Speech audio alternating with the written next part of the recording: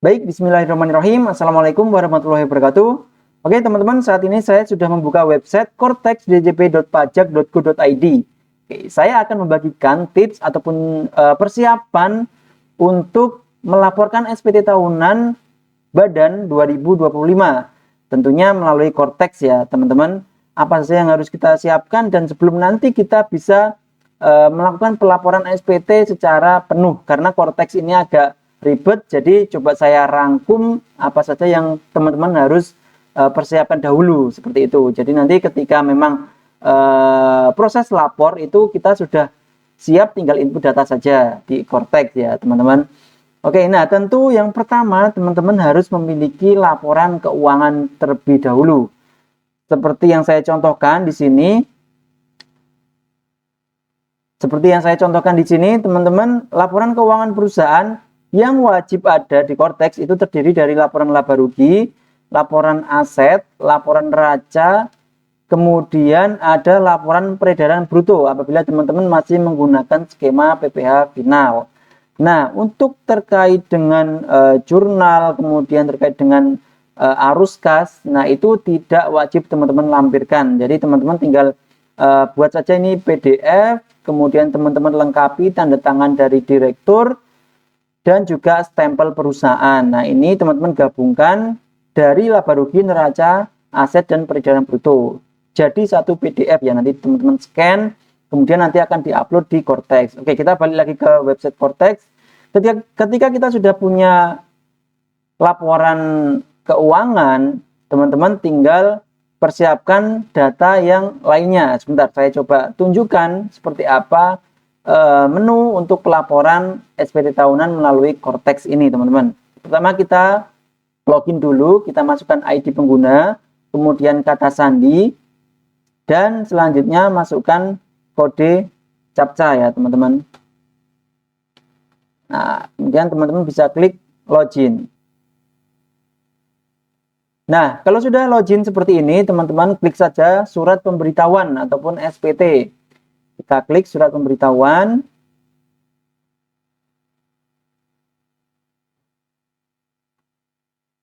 Oke, setelah itu kita klik buat konsep SPT. Kemudian kita scroll ke bawah. Kita klik PPh badan.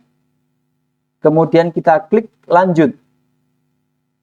Nah, selanjutnya kita pilih SPT tahunan, kemudian kita pilih periodenya tahun 2025. Kita klik next. Kita pilih jenis SPT-nya, yaitu normal, kalau teman-teman baru pertama membuat ya. Dan kita klik create tax return. Oke, sukses. SPT badan berhasil dibuat. Nah, selanjutnya teman-teman tinggal klik saja ini pensil dari SPT yang sudah kita buat konsepnya tadi. Kita klik edit.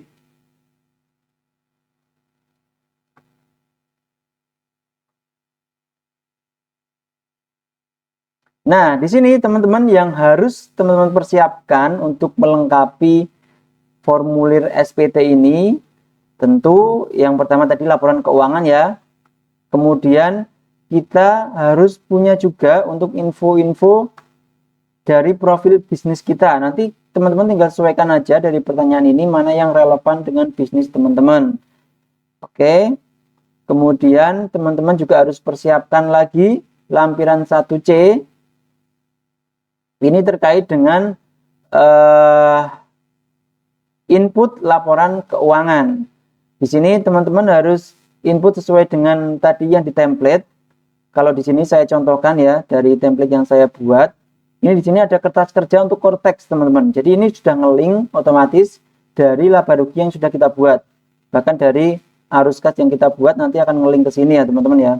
Jadi kita tinggal masukkan saja nilainya dari penjualan domestik, kemudian penjualan ekspor kalau ada. Nah, ini sama akunnya, sama dengan Cortex, tinggal kalian copy saja akunnya dan dimasukkan di sini nilainya. Oke, nah ini contoh angka yang mungkin sudah coba saya masukkan gitu ya.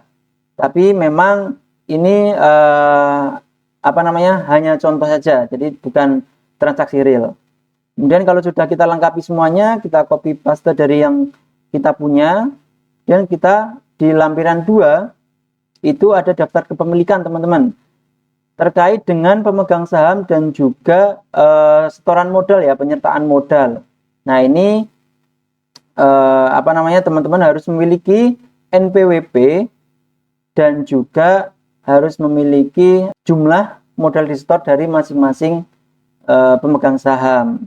Jadi teman-teman kalau mau melaporkan dari apa namanya, pajak perusahaan, teman-teman harus memiliki informasi tersebut. Jadi nanti tinggal kita masukkan saja.